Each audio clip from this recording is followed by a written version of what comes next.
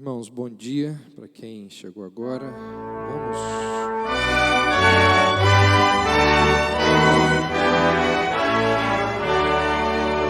Vamos abrirmos aí o texto de Amós 4.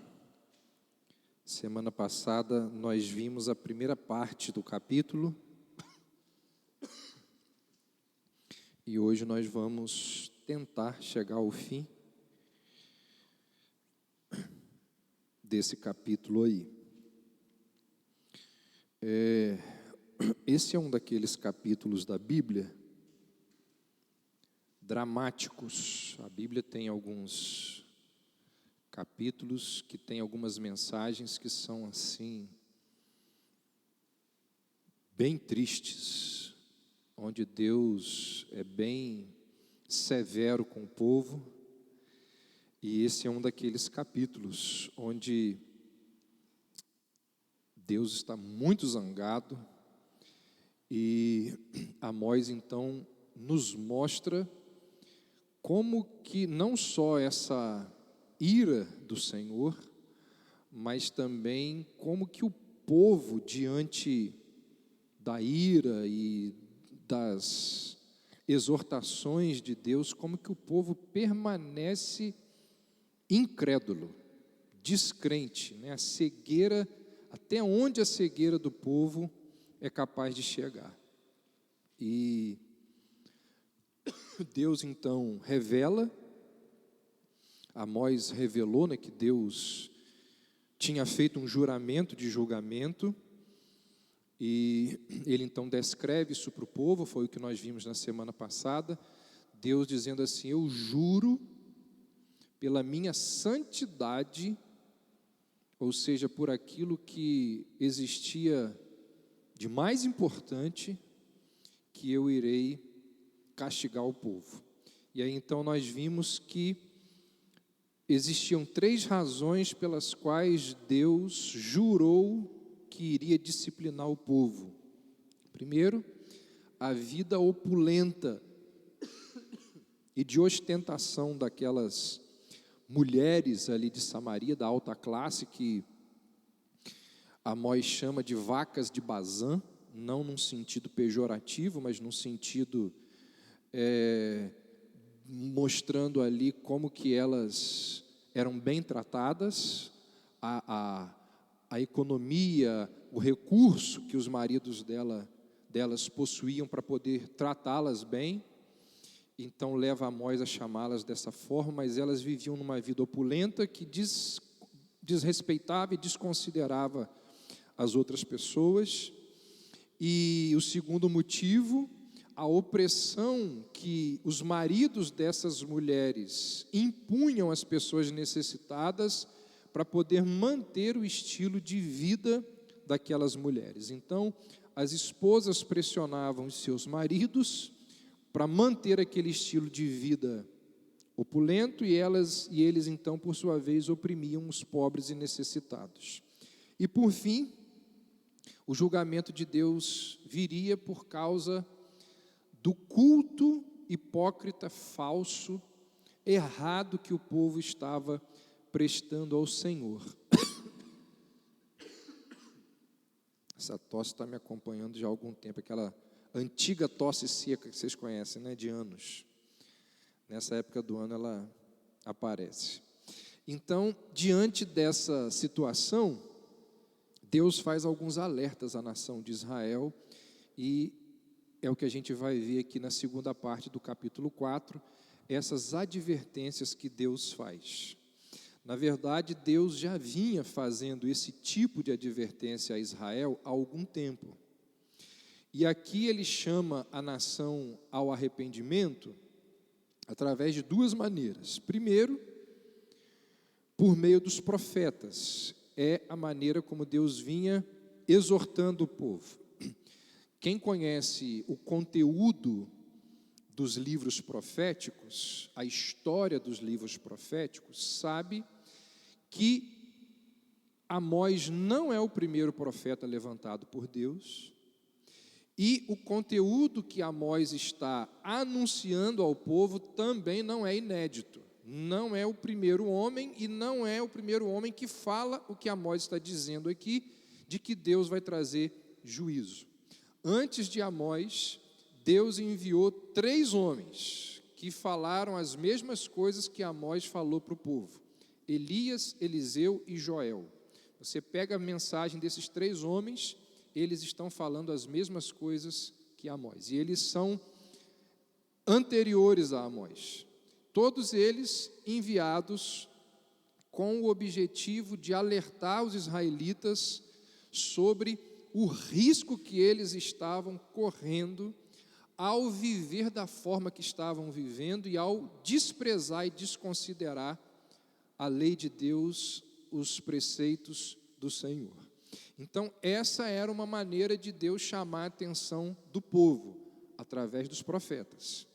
Mas, como nós vamos ver aqui, na segunda parte do capítulo, existia uma outra maneira de Deus chamar a atenção do povo, que era através das calamidades naturais.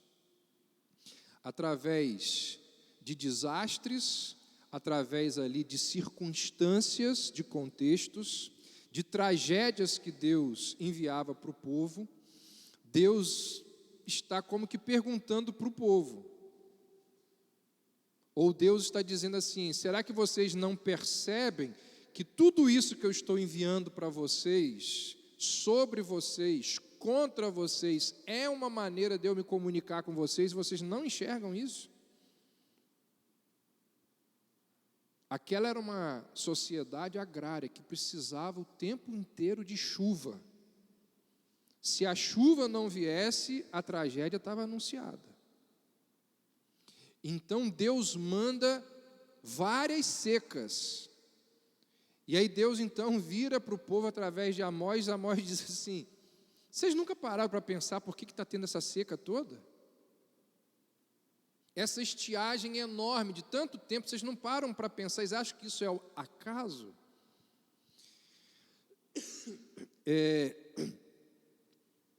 Por que está faltando pão? Aí depois Deus envia não só a seca, mas uma praga de gafanhotos. Vocês nunca pararam para pensar nessa praga de gafanhotos? Então Deus esperava que os israelitas ponderassem, refletissem sobre o que os profetas estavam falando, sobre as tragédias que estavam acontecendo e entendessem que aquelas circunstâncias de dor, de tragédia que estavam sendo enviadas sobre o povo, era Deus se comunicando com o povo. Era Deus tentando tirar a nação da sua dureza de coração, da sua indiferença. Olha o que diz aí o verso 6. Vos deixei de dentes limpos em todas as vossas cidades. Dentes limpos aqui, gente, não é porque os israelitas escovavam os dentes. Não é por causa disso. Dentes limpos aqui é porque eles não tinham que comer, por causa de uma fome absurda que chegou sobre a nação. Eles estavam de estômagos vazios, havia falta de pão em todas as cidades. Se você ler os 2 livros de Reis e os 2 livros de Crônicas, principalmente na época desses profetas que eu citei, Elias, Eliseu e Joel, você vai ver que o que está presente ali são anos seguidos de seca que gera fome. Você lê esses livros, você vai ver que no tempo do profeta Elias, Deus envia anos de seca e de fome. Então, o que Amós está dizendo é o seguinte: vocês acham que esses acontecimentos climáticos, esses acidentes climáticos, é ao acaso? Será que vocês não percebem que é a mão de Deus sobre Israel, com o objetivo de despertar o povo para os seus pecados? Então, esse é o contexto aqui, ou o cenário geral da segunda parte do capítulo 4. Vamos dar uma lida aí em alguns versos. Primeira, a outra calamidade aí, ou uma outra calamidade. Verso 7 e verso 8. Retive de vós a chuva, faltando ainda 3 meses para a ceifa. Fiz chover sobre uma cidade, e sobre outra cidade não fiz chover. Sobre um campo choveu, mas o outro sobre o qual não choveu, se secou. Andaram errantes 2 ou 3 cidades, indo a outra cidade para beberem água, mas não se saciaram. Contudo, não voltastes para mim, diz o Senhor. Então, Amós está lembrando aqui de uma calamidade seríssima. Se você reparar aí no verso 7, olha o detalhe que Amós nos confere aí. Ele diz que Deus, ele reteve a chuva 3 meses antes da colheita.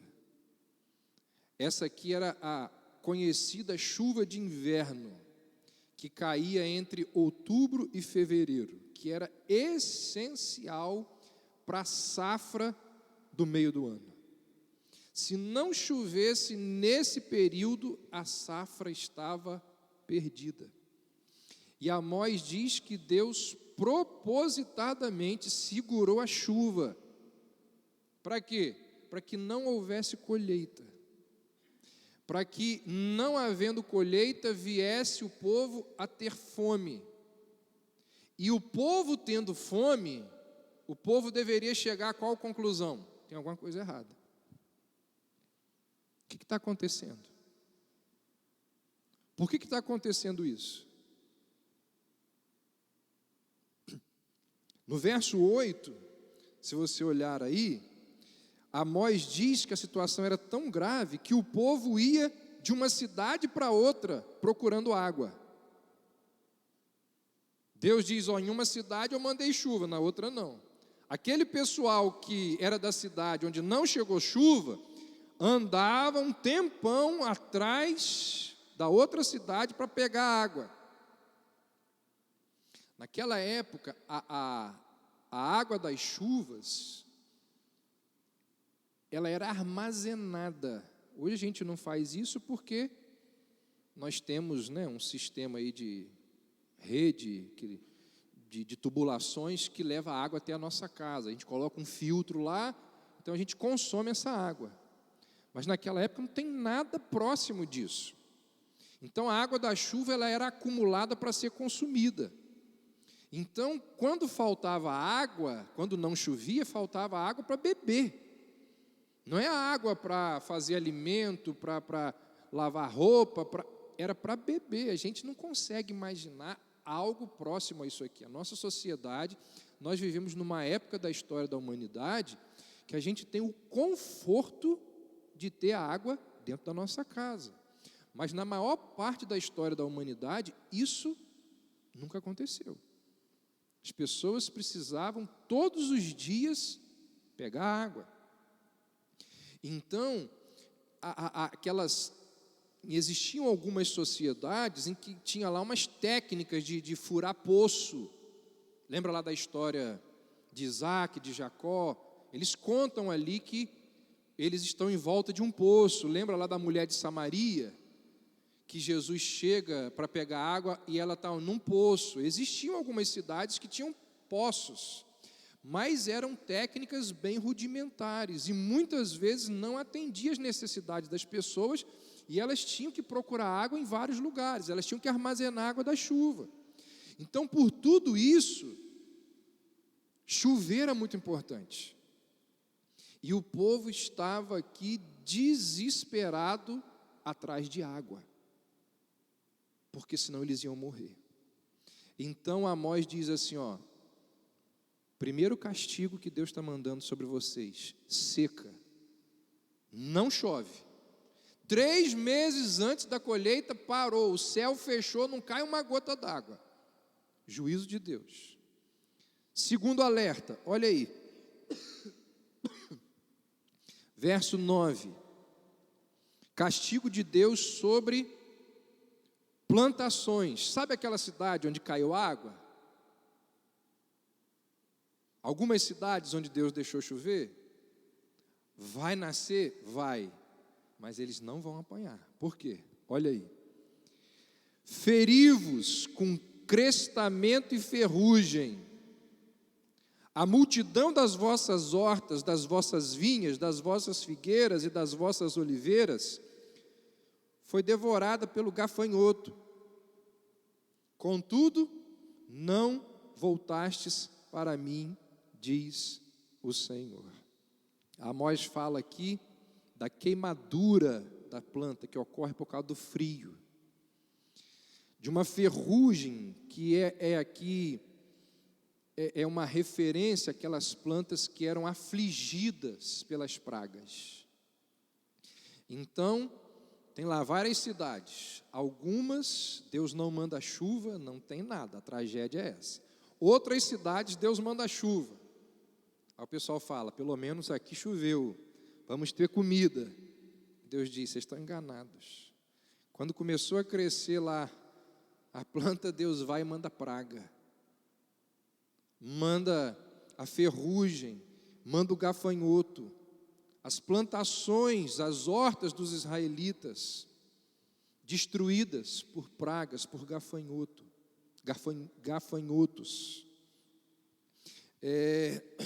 E aí Amós vai dizer, olha aí, que os enxames de gafanhotos, eles atacaram 3 dos principais arbustos e árvores que os israelitas tanto apreciavam. Ele fala aí, a videira, a oliveira e a figueira.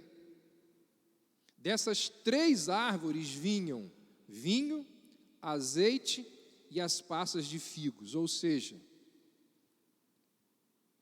a alimentação básica dos israelitas, de onde vinha. Deus destruiu. O que Amós está dizendo aqui é: Deus mandou o gafanhoto destruir aquilo que é essencial para a vida de vocês. E enquanto isso, os israelitas continuavam com seus cultos aos bezerros de ouro, continuavam com seus cultos pedindo prosperidade, oferecendo sacrifícios em templos pagãos, não prestavam atenção ao que estava acontecendo ao redor deles. E Deus diz assim: isso é inacreditável. Não é possível que vocês não estão percebendo o que está acontecendo.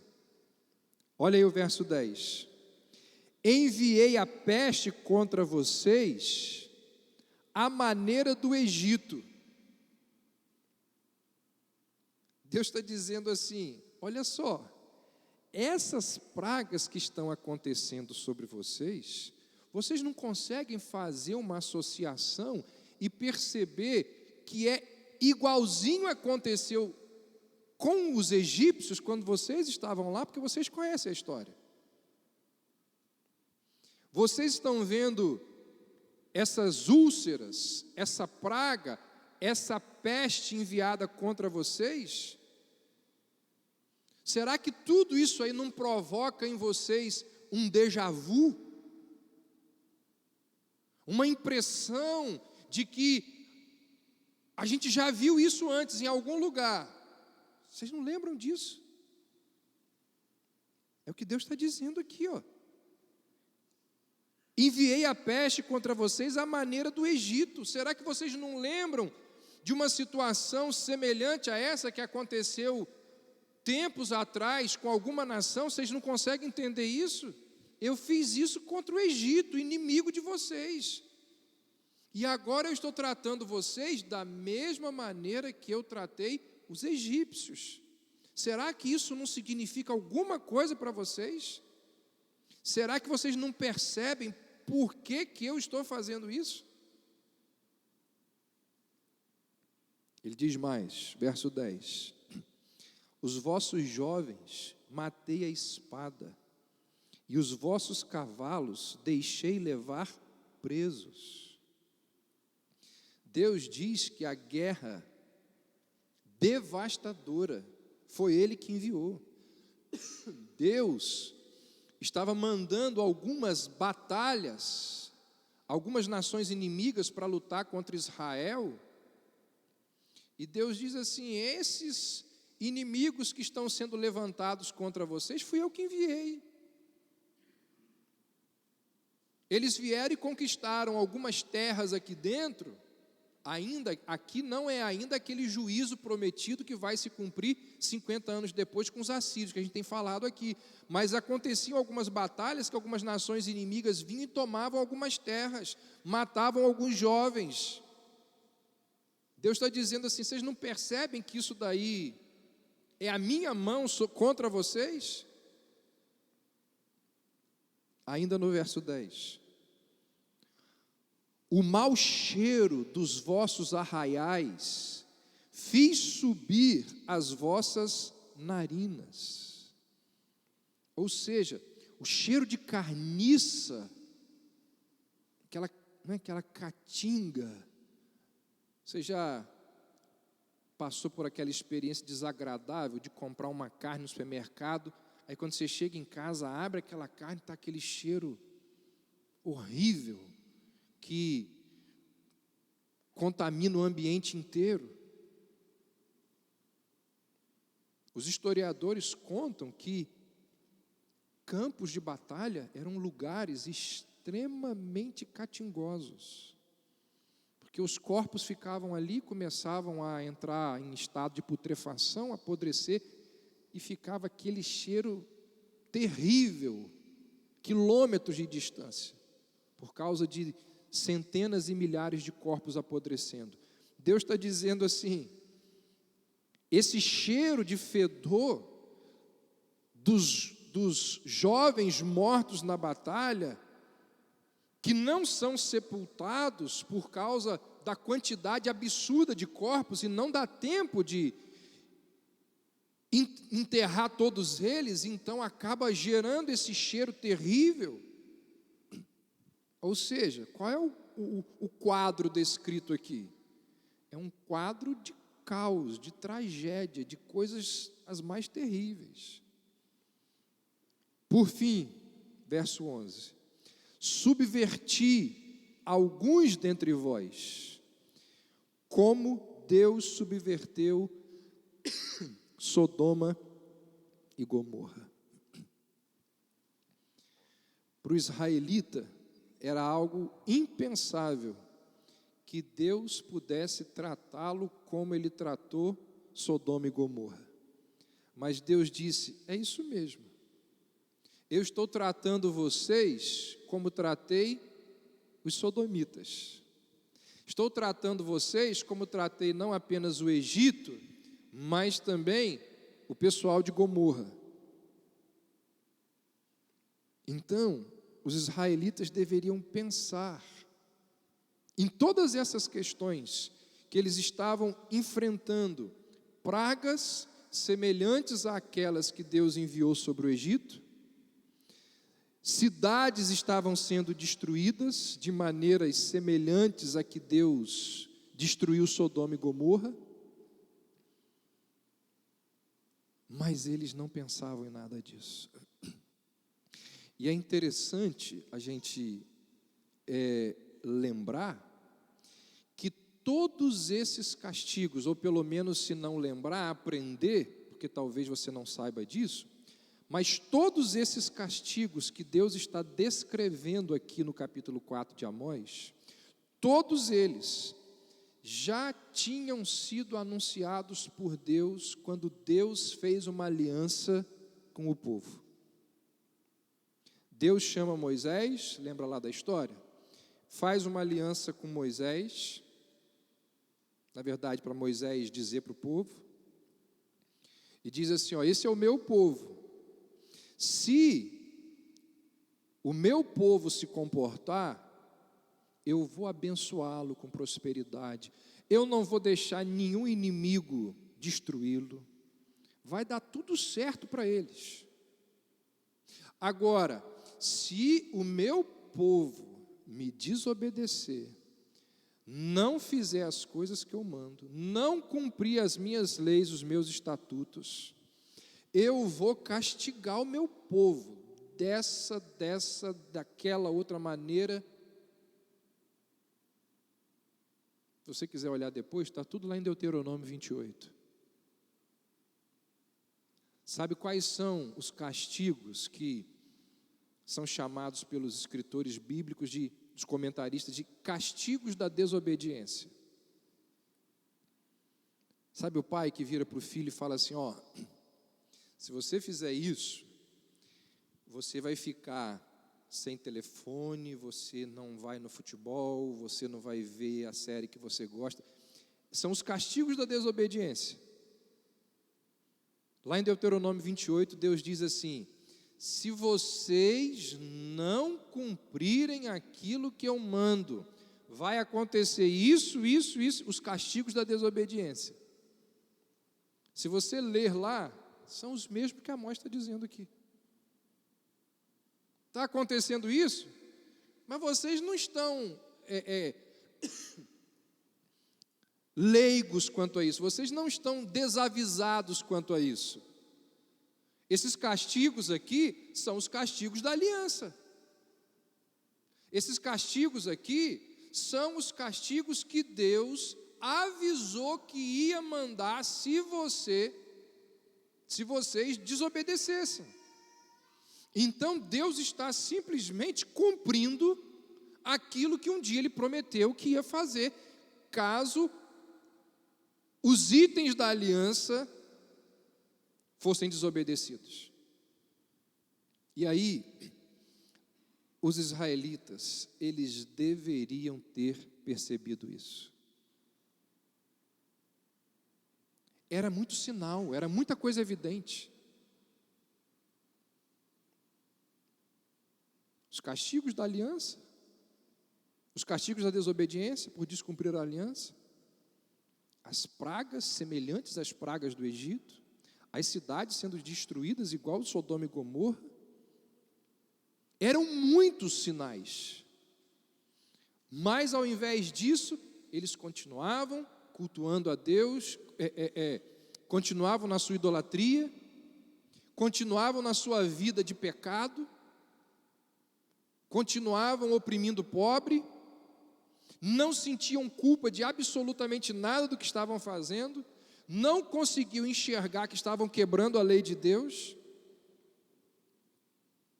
E aí eu vou chamar você a olhar para o texto bíblico para você perceber como que Amós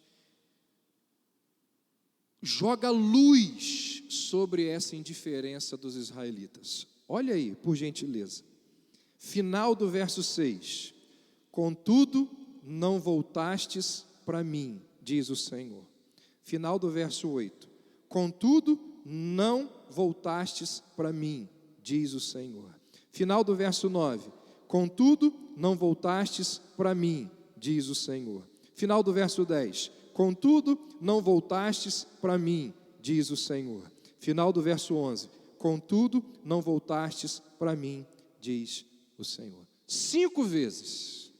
Deus diz assim: a cegueira de vocês é tanta, que apesar de tudo que eu tenho mostrado para vocês, não só agora, mas há muito tempo, vocês não estão nem aí. Apesar de eu ter feito todas essas coisas, vocês não voltaram para mim, vocês não se converteram. Deus está dizendo assim: vocês são frios, indiferentes, apáticos. Eu estou aqui mandando um monte de mensagens para vocês e vocês ignoram. Estou avisando desde há muito tempo, desde lá de Moisés, sobre os castigos da desobediência. Estou mandando a seca, estou mandando o gafanhoto, estou mandando inimigos destruir as cidades. Vocês olham para tudo isso e acham que isso é acaso? Vocês não conseguem perceber a minha mão nessas coisas aí? Apesar de tudo isso, calamidades, advertências, castigos, eu levantei profetas. Tempos atrás nós vimos aqui a importância de Deus levantar profetas, que o profeta era o último instrumento de Deus para o povo. Apesar de tudo isso, vocês não se converteram. Vocês continuaram cultuando o bezerro de ouro, continuaram oprimindo o pobre, os desvalidos da terra não receberam ajuda de vocês, continuaram quebrando a aliança, continuaram praticando a injustiça, mas não. 5 vezes, Deus alerta, mas o povo indiferente, não se converteram.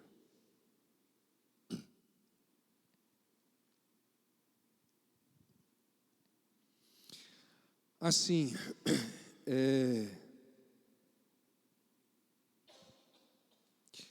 pelo menos a gente pode olhar para esse texto aqui e dizer assim, que bom que isso só aconteceu lá atrás, pelo menos isso, né? Porque hoje em dia a gente tem a Bíblia, hoje em dia a gente tem todo domingo a pregação aqui, a EBD, a gente tem livros, a gente tem internet, a gente tem, graças a Deus, porque hoje a gente tem todas essas ferramentas e a gente ouve e a gente entende.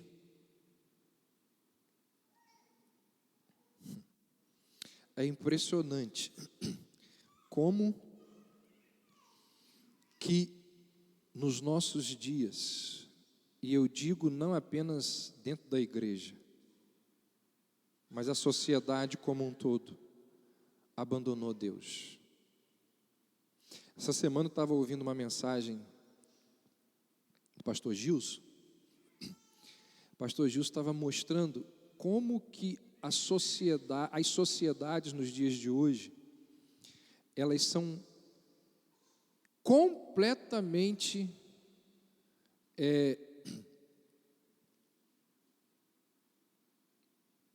o que eu posso dizer, ignoram completamente a presença de Deus. Ele estava mostrando historicamente as cidades que surgiam, que apareciam, elas surgiam em torno de uma construção. Alguém imagina? De uma igreja. Fundava-se uma igreja e ao redor daquela igreja ali surgia uma cidade. Aquela igreja batia o sino, ninguém tinha relógio. Era o sino da igreja que dizia a hora de almoçar, a hora de jantar, a hora de dormir. As pessoas cresciam ao redor da igreja. O sagrado dominava a mente das pessoas. Hoje em dia, as cidades são construídas em torno de quê? Centros comerciais. Shopping centers. Eu estou falando aqui de forma rápida, mas ele desenvolveu esse pensamento e mostrou como que a nossa sociedade abandonou o Senhor, abandonou Deus. A nossa vida como um todo, extremamente materialista, ela não abre mais espaço para o sagrado. Não percebe mais. Nós somos como esse povo aqui. A gente não consegue enxergar significado nas coisas que nos acontecem, nas coisas que estão ao nosso redor. A nossa sociedade acha que tudo é obra do acaso, é tudo causas naturais. Não reconhece que por trás de tudo há um Deus que criou todas as coisas e que governa tudo o que acontece. Depois de tudo, depois de falar tudo isso, olha como que Amós encerra o capítulo, verso 12. Portanto, eis o que vou fazer com vocês, Israel. E porque isso te farei, prepara-te para te encontrares com o teu Deus. Gente, olha como que ele encerra o capítulo. Se prepara, porque Deus está vindo. Você já parou para pensar nisso? Ele descreve uma situação calamitosa e ele termina a descrição dessa situação dizendo assim, ó, se prepara, Deus está chegando. E esse, se você observar, esse portanto aí, ó, como ele inicia o verso 12, esse portanto se refere ao fato de que 5 vezes Deus fez alertas, o povo não deu a mínima para os alertas, o povo não se converteu. Ah, é? Então, se prepara, porque agora Deus está vindo e vocês não vão ter como ignorar a presença de Deus. Mas a gente sabe pela história e pela continuação do livro que a vinda de Deus, esse encontro de Deus com o povo se deu através dos assírios, através da espada do assírio, da cavalaria dos assírios, do poder militar daquele povo mau, que viria com juízo sobre o povo de Deus, e Deus ia se encontrar com o povo cara a cara através dos assírios. Então aqui, nesse momento, fica clara a verdadeira situação. Nesse momento aqui, já não é mais um convite para sentar à mesa e discutir ali os termos de rendição. Não. Aqui já não há mais um convite ao perdão. Não tem um convite gracioso ao perdão. Agora é uma convocação para um julgamento. Agora é a ordem para comparecer diante da sentença que vai ser executada. Eu enviei os profetas, vocês ignoraram. Eu enviei a seca, vocês ignoraram. Eu enviei o gafanhoto, vocês ignoraram.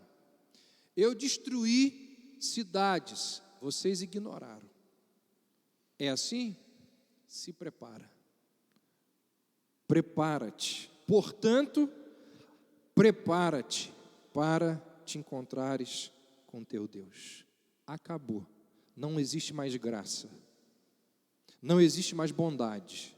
O que vai vir agora é juízo, através do exército assírio que está por vir. É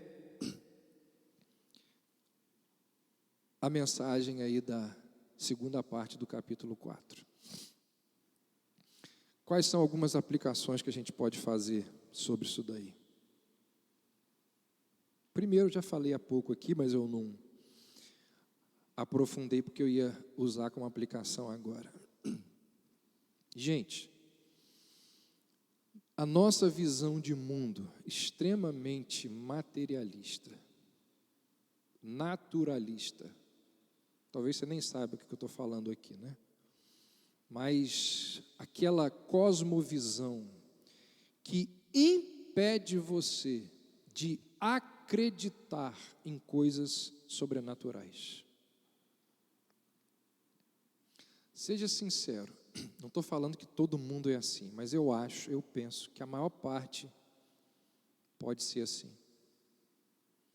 Jesus disse em vários momentos que o diabo, ele anda ao nosso redor, querendo nos destruir. Paulo disse isso em várias das suas epístolas. Lembra? A nossa luta não é contra carne e sangue, mas contra os principados e potestades. Onde na sua vida que você... Isso é Satanás. Isso é coisa demoníaca. Quando que você para pensar nisso? Será, gente, que o diabo não está ao nosso redor querendo destruir? Mas a nossa visão materialista, naturalista, a gente ignora isso. Gente, isso está na Bíblia.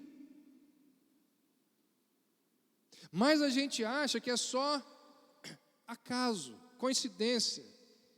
A gente não consegue perceber que o diabo está do nosso lado o tempo todo tentando destruir a gente. Sim, e exatamente. Um dos motivos pelos quais o lado de cá que não vê nada porque acha que foi prejudicado pela visão do outro que vê Satanás em tudo. Mas assim, a minha preocupação aqui para o nosso contexto aqui, não é essa de ver o diabo em tudo. Eu sei que isso existe, e é um erro.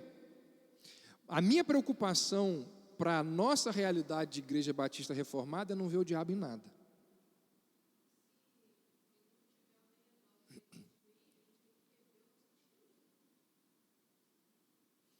Então, nós, por causa de uma visão naturalista, materialista, a gente ignora isso. E aí, você sabe o que ele adora? Que a gente ignore.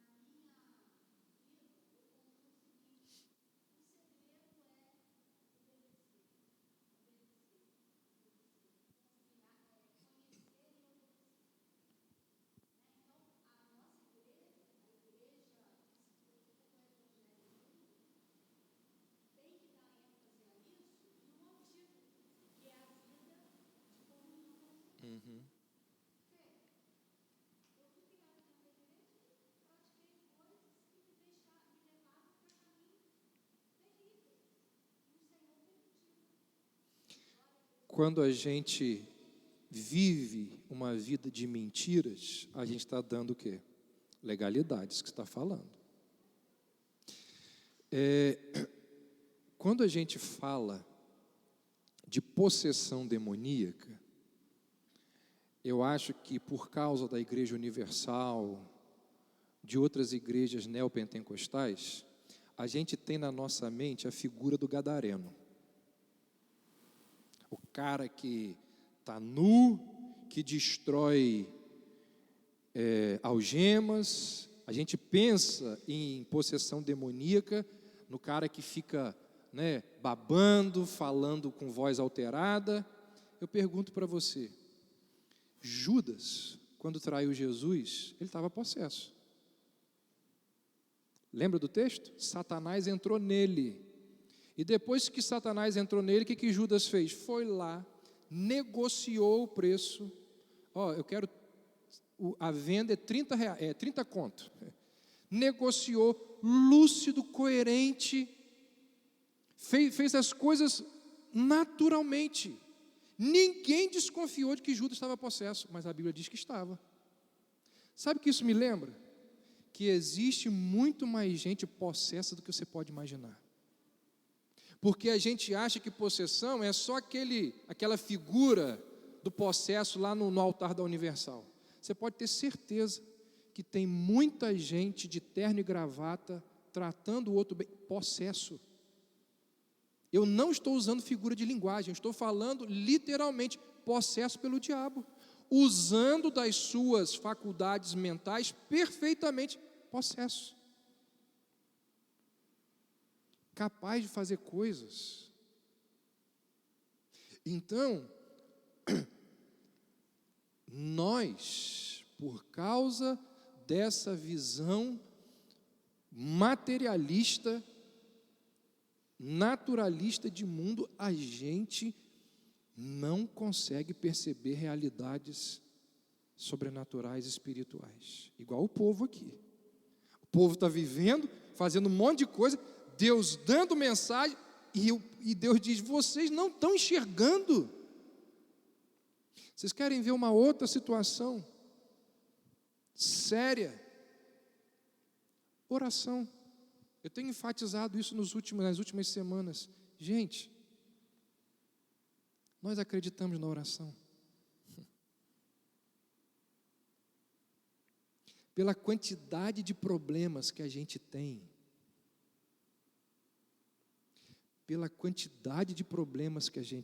era para a gente não faltar uma reunião de oração. Era para a gente não sair de casa, jamais sair de casa, sem se encontrar com o Senhor. Você tem que acordar 6h30 para estar no serviço. Se você acreditasse na oração, você acordava 6, você acordava 5h30. Você não daria descanso ao Senhor. Mas por que a gente não faz isso? A gente não acredita na oração. E não acredita por causa dessa visão materialista que a gente tem. Se a gente acreditasse na oração, a gente não daria descanso ao Senhor com as nossas súplicas e intercessões. Então, a gente não acredita nas realidades demoníacas, a gente não acredita na oração, a gente não acredita no Deus que intervém. Ontem eu fui lá visitar Ana Priscila e Tiago, eles estavam contando as coisas lá para a gente, e Tiago ia falando, Ana Priscila falando, eu falei: meu Deus, olha como que o Senhor vai juntando as coisas. Aí, quando eles terminaram de falar, eu falei assim: vocês conseguem perceber que... Na mesma hora, eu falei: sim, sem dúvida, Deus foi juntando aqui e ali, assim, tá. Ela hoje pode receber a ajuda da prefeitura de Macaé, que estava compartilhando com a gente do filho dela de uma forma assim excelente. A prefeitura de Macaé oferece recursos para o filho dela, que aqui em Campos jamais ela encontraria. Aí eu perguntei assim: Ana Priscila, quando você fez o concurso para Macaé, você imaginava que você poderia oferecer esses recursos ao seu filho? Jamais. E ela disse assim: inclusive quando eu fiz, eu fiquei zangada, por causa de algumas circunstâncias lá. Por que ela veio para cá? Tiago depois foi transferido para lá, não queria ir para lá, a vida dele está estabelecida lá. Deus juntando as coisas, levando eles para lá, para o filho poder receber o tratamento que recebe lá. Então eu sei, isso aqui eu tenho certeza que muitos de vocês olham para o passado e vão juntando peças assim e dizem assim: foi Deus.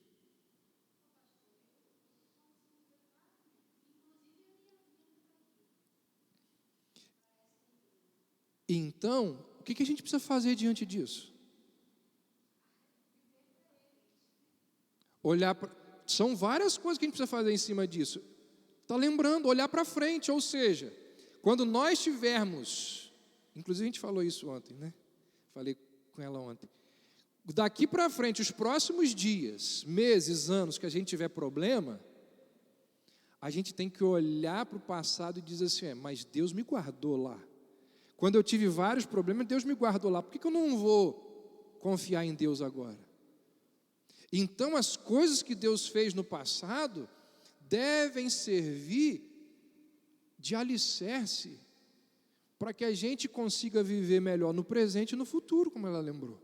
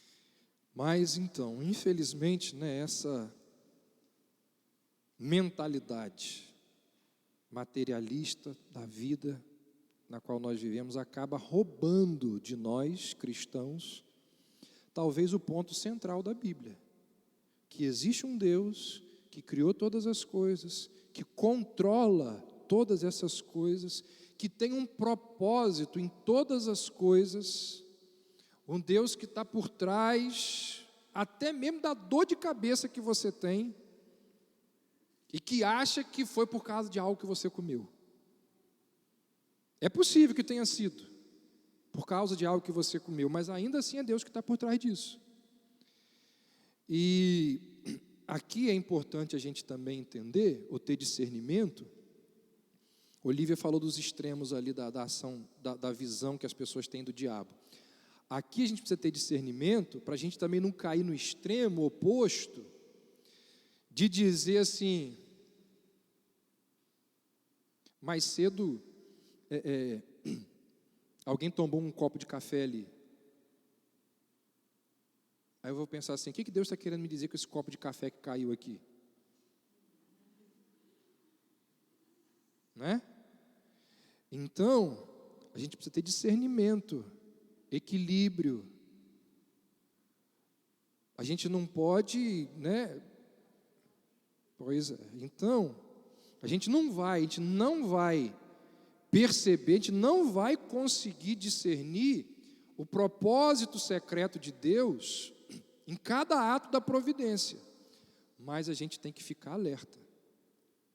Toda vez que alguma coisa anormal acontece no micro ou no macro, na minha vida ou na realidade do mundo, perto da gente, na nossa família, a gente tem que perguntar: qual deve ser a minha reação diante disso?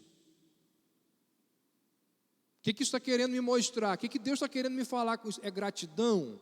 É aprendizado? É arrependimento?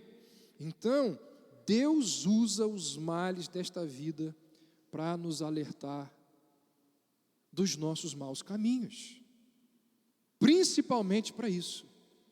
Deus usa as tragédias, os problemas desse mundo para, você está andando aí, você está errado, rapaz. Acorda, esse caminho que você está trilhando aí está errado. Principalmente para nos levar ao arrependimento. É isso que Amós está dizendo aqui. Deus fez todas essas coisas para o povo perceber o caminho mau que ele estava andando e se arrepender.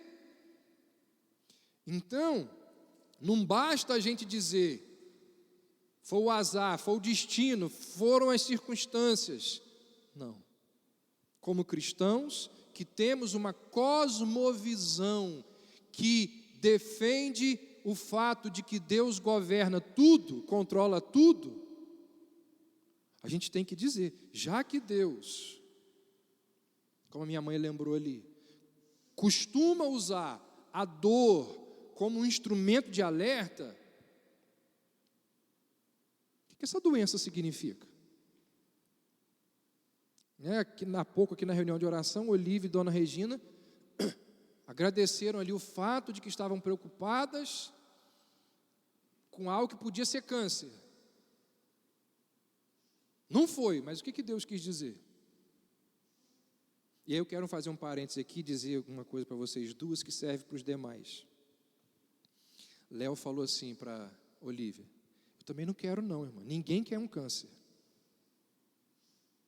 Ninguém quer. Mas vocês concordam comigo que Deus vai usar alguma coisa para nos tirar desse mundo? E normalmente Deus nos tira desse mundo com uma enfermidade, não é? É ou não é? E assim, eu peço a Deus que esse dia esteja bem distante, mas uma hora vai chegar para mim também. Então assim, Deus livrou-as do câncer dessa vez, mas pode ser que daqui a 1 ano, 3 anos, sei lá quantos anos, e aí a gente precisa lembrar o quê? No dia que ele disser assim, não, agora eu vou dar o câncer à irmã Regina, a senhora pode ter certeza, sabe de quê? Junto com o câncer ele vai dar a força. Não é isso que Jeremias diz? Que as misericórdias do Senhor, elas se renovam a cada dia. Então a gente precisa perceber a presença de Deus, tanto no livramento, quanto no não livramento.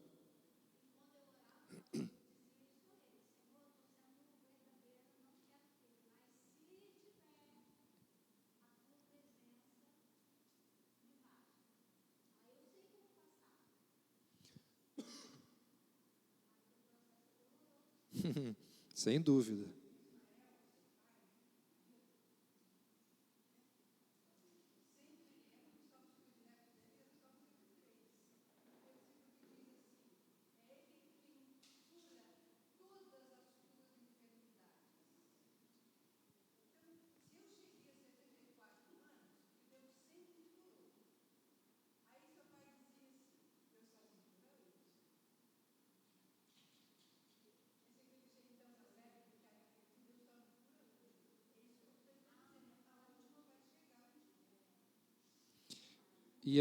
E aí nós precisamos, Lutero falava assim, ninguém se prepara para a morte quando a morte chega.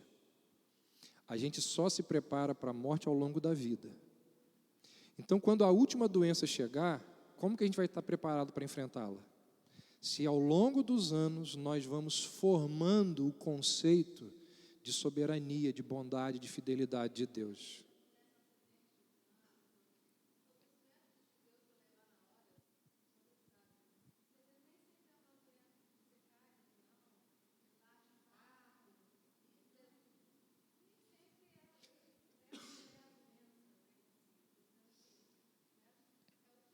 Existem vários métodos que Deus usa, mas o meu ponto aqui é, nós precisamos estar preparados para quando isso chegar. E como que nós nos preparamos?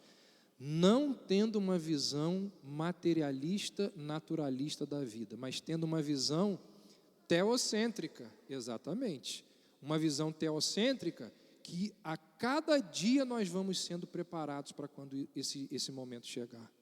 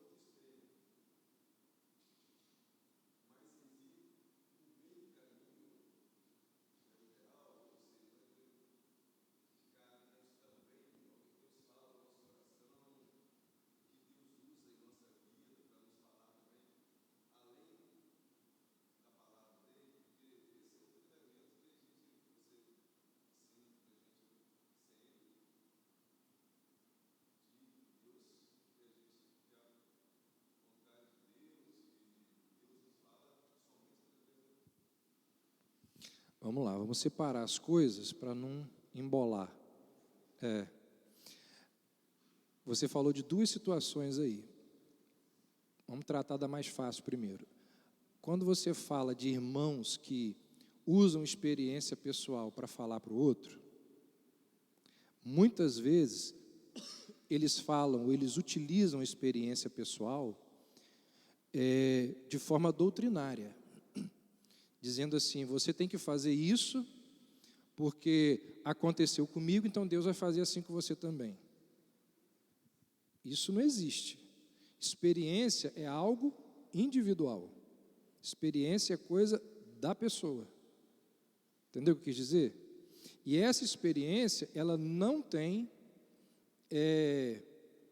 autoridade canônica, autoridade do texto sagrado. Esse é um ponto. O outro ponto, quando você diz que Deus só fala através da Escritura, claro que a gente crê nisso. Mas olha só, Deus fala através das Escrituras que nós devemos desenvolver paciência, fruto do Espírito, certo? Aí você não tem paciência. Aí Deus vai e te manda uma enfermidade. Você acha que Deus não está falando com você ali para você aprender a ser paciente? Entendeu o que eu quis dizer? No meio do sofrimento, quantos recados Deus manda para a gente? Não é que no meio daquela enfermidade, Deus vai aparecer para você e vai, através de uma revelação, através de um sonho, através de um anjo, e dizer assim: eu estou te enviando essa enfermidade para você aprender a ser mais paciente. Entendeu o que eu quero dizer? Não. Essa mensagem de que você precisa aprender a ser paciente está na Bíblia. E ela só é transmitida a nós através da Bíblia. No entanto, quando eu estou no meio da enfermidade, precisando aprender uma série de coisas que Deus me ensinou onde? Na Bíblia. Deus está me falando com a enfermidade. Obviamente. Então, quando eu falo que Deus fala através das circunstâncias, eu não estou anulando o texto bíblico. Pelo contrário, eu estou fortalecendo o texto bíblico. Eu preciso do entendimento bíblico para poder entender o que Deus me fala naquela circunstância. Porque se eu não tiver o respaldo bíblico e a base bíblica, eu vou interpretar as coisas naquela circunstância difícil de forma equivocada. E é isso que muita gente acaba fazendo. Ela não consegue dar respostas saudáveis, equilibradas para a vida diante de uma circunstância, porque ela não tem uma base bíblica correta. Então, quando eu falo aqui que Deus nos transmite recados através das circunstâncias, através das coisas que acontecem ao nosso redor, eu não estou equiparando isso ao texto bíblico. Eu estou dizendo que o texto bíblico, ele nos ensina a base para a gente poder saber ler o que Deus está realizando. Entendeu o que eu quis dizer?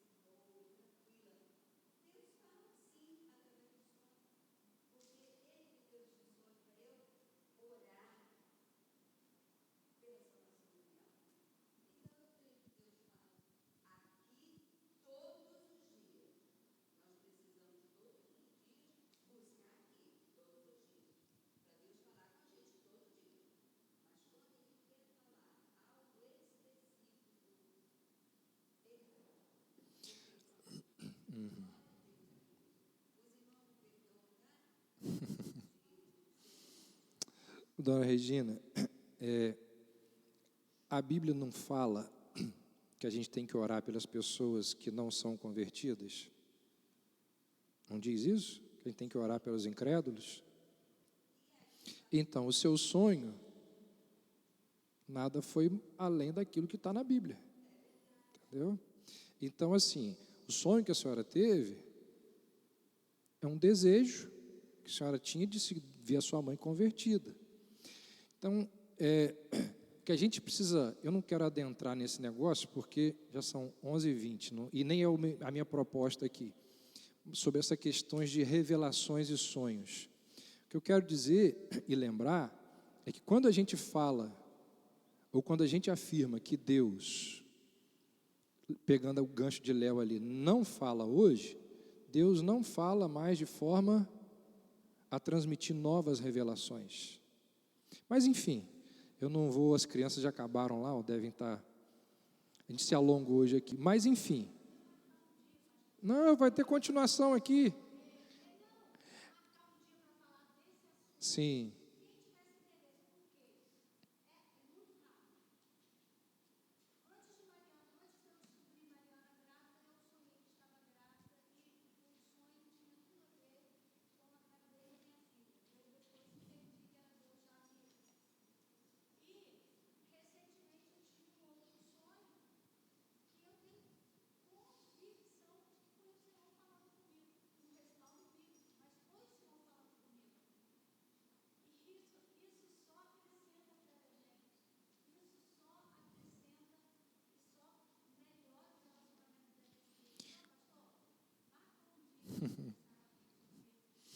Uma coisa que eu posso adiantar para vocês, não, eu sei. Uma coisa que a gente deve sempre lembrar é que as nossas experiências, dúvidas, elas devem estar sempre pautadas no que a Bíblia ensina. E se a gente apanhar todos os episódios de sonhos na Bíblia, todos eles, sem exceção, isso já é um critério para a gente entender essa questão de sonhos. A gente vai perceber que todos os sonhos, a mensagem que Deus transmite é individual, é para a pessoa. Nunca aconteceu de ser para uma outra pessoa, um outro grupo. Não, eu estou só dando uma orientação, assim, em cima do que você está falando, que a gente podia marcar, e aí isso é importante, porque, lembrando do que Léo falou, as igrejas pentecostais, neopentecostais, elas utilizam muito desse argumento de sonhos para trazer mensagens para a igreja, para os grupos, né? Mas, enfim, era só uma lembrança, porque eu estou fazendo um gancho aqui.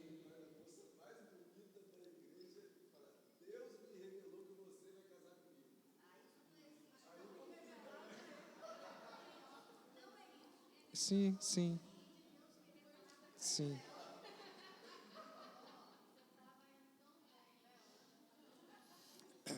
Vocês querem ver uma história?